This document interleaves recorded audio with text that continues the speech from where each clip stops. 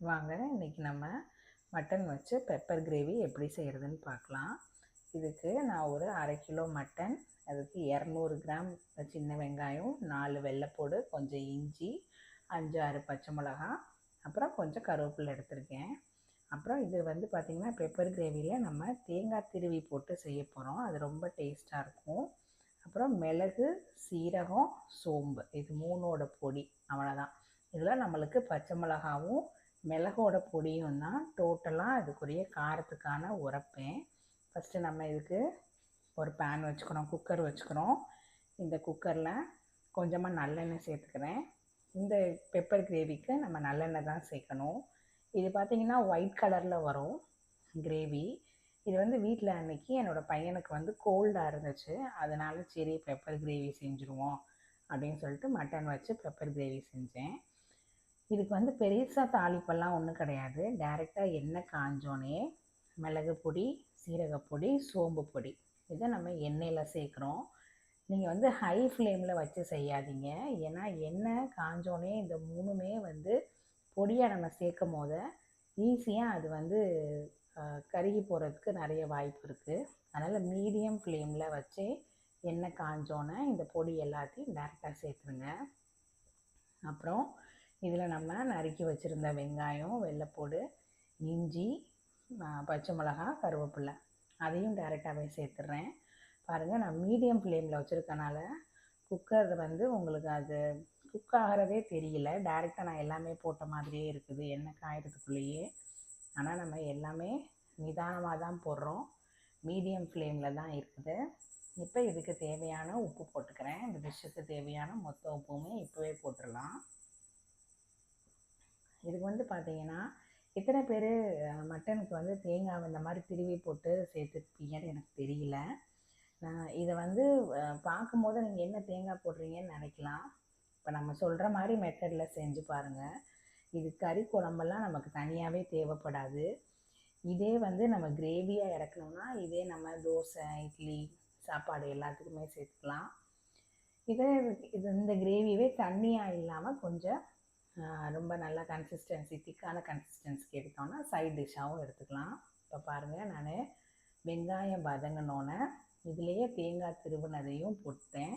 நம்ம ஊற்றிருந்த எண்ணெயெல்லாம் உங்களுக்கு தெரியவே இல்லை, ட்ரையாக இருக்கும். ஃபஸ்ட்டு தேங்காய் திருவுனதை இந்த மாதிரி ட்ரை ரோஸ்ட் மாதிரி பண்ணிடுங்க.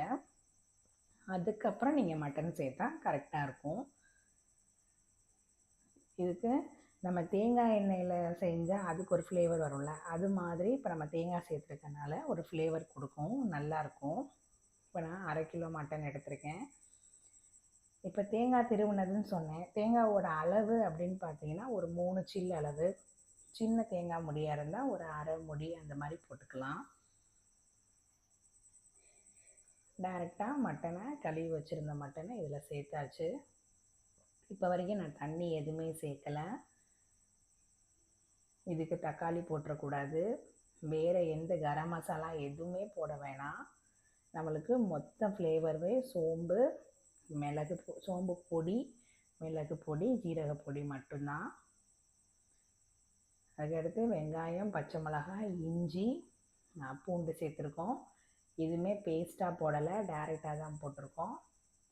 வெங்காயம் நல்லா வதங்கினோன்னே நம்ம துருவி வச்சுருந்த தேங்காய் பூவை சேர்த்தோம். தேங்காய் பூ நல்லா ரோஸ்ட் ஆனோன்னே நம்ம மட்டன் சேர்த்துக்கிறோம். மட்டன் நம்ம போட்டதுக்கு கொஞ்சம் கலர் மாறி இருக்குது.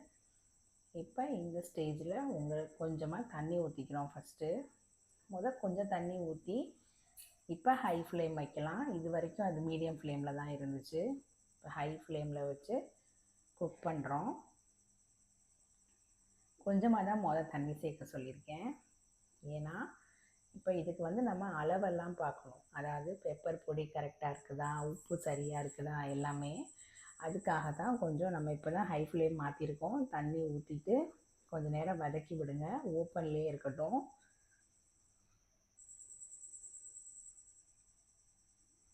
நல்லா கொதி வந்துக்கிட்டு இருக்கு. இப்போ பாருங்கள், இதில் கொஞ்சமாக கறியை ஒதுக்கிட்டு இந்த மாதிரி தண்ணி எடுத்து நீங்கள் டேஸ்ட் பண்ணி பார்த்தீங்கன்னா உங்களுக்கு உப்பு, காரம் போடணும்னா இன்னும் கொஞ்சம் காரம் எல்லாமே போட்டுக்கலாம். இதுக்கு நான் வந்து பெப்பர் கிரேவின்னு தான் பேரே சொன்னேன். பாருங்கள், பெப்பர்னாலே ஒரு கருப்பு கலரில் வந்துடும். அது நம்ம அந்த மாதிரி செய்கிறதும் நான் உங்களுக்கு வீடியோ போட்டிருக்கேன்.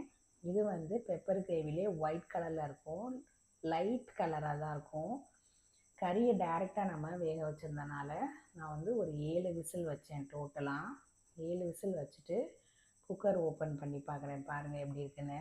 இதுதான் ஃபைனல் அவுட்புட்டாக இருக்கும்.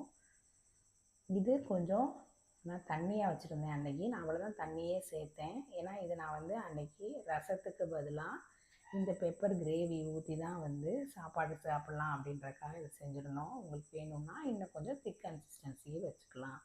நீங்களும் ட்ரை பண்ணி பாருங்கள்.